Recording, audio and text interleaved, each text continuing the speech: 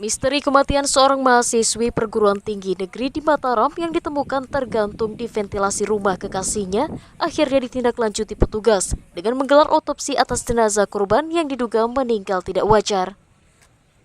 Proses pembongkaran kuburan korban digelar petugas kepolisian dengan disaksikan keluarga untuk menemukan penyebab pasti kematian korban, apakah murni bunuh diri atau ada penyebab lain. Setelah diajukan keluarga, langkah otopsi jasad Linda Novitasari, 23 tahun, seorang mahasiswi yang ditemukan meninggal Sabtu pekan lalu, akhirnya dilakukan aparat kepolisian Polresta Mataram Senin siang. Proses pembongkaran makam korban dilakukan tim forensik Polda NTB dan Universitas Mataram, dengan disaksikan perwakilan keluarga untuk langsung dilakukan identifikasi jenazah untuk mencari penyebab pasti kematian korban. Sebelumnya, jenazah korban ditemukan dalam posisi menggantung di ventilasi rumah sang kekasih dengan dugaan awal bunuh diri.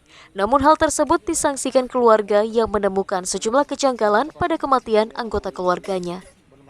Permintaan otopsi sendiri diajukan oleh ibu korban atas desakan keluarga untuk menyingkap misteri kematian korban yang mendadak dan mengundang banyak pertanyaan keluarga.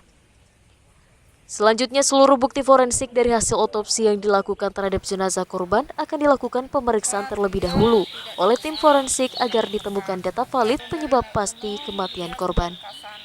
Forensik dari UNRAM, berikut juga 2 tenaga medis beserta 5 dokter koas sudah ada di lokasi untuk melakukan otopsi.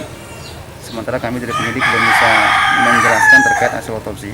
Jadi kami pun juga menunggu dari dokter forensik kapan beliau bisa memberikan keterangan terkait hasil otopsi. Karena juga kami minim ya pengetahuan mengenai otopsi dan sebagainya, yang kami bayangkan itu sudah hal-hal mengerikan dan sebagainya, sehingga kami awalnya tuh ikhlas lah, cuman sampai di visum. Nah, ketika sudah mulai pemakaman, karena jujur satu pun dari kami itu tidak ada yang berani melihat video yang beredar itu ya. Tidak ada yang berani, sehingga kami kan tidak berpikir macam-macam karena sesuai apa yang diberitakan media aja. Apa sih yang membuat dia sampai ngambil jalan pintas gitu kan? Anak ini saya lihat sudah cukup dewasa.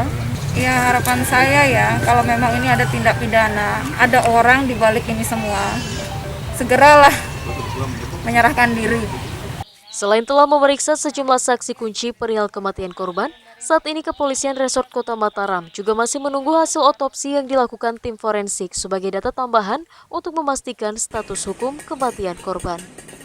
Dari Kota Mataram, Awaludin, Tim Liputan melaporkan.